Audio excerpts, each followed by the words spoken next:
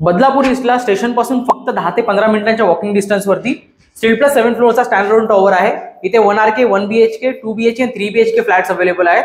हा spacious living room आहे 2 BHK चा। या बाजूला एक स्पेस दिलाय तो तुम्ही पूजा रूम वगैरे बनवू शकता। ऑफिस स्पेस साठी सुद्धा यूज करू शकता। इकडे आहे बाल्कनी।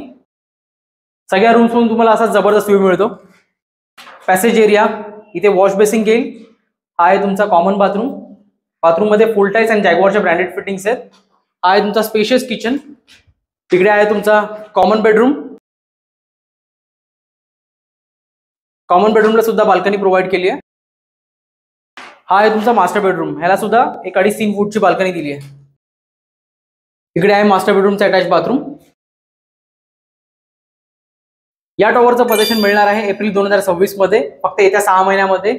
इथे 1 RK ची प्राइस आहे 22 लाख पासून, 1 BHK ची प्राइस स्टार्ट होते 28 लाख पासून, 2 BHK ची प्राइस स्टार्ट होते 45 लाख पासून आणि 3 BHK ची प्राइस स्टार्ट होते 55 लाख पासून। या प्राइस नेगोशिएबल आहेत।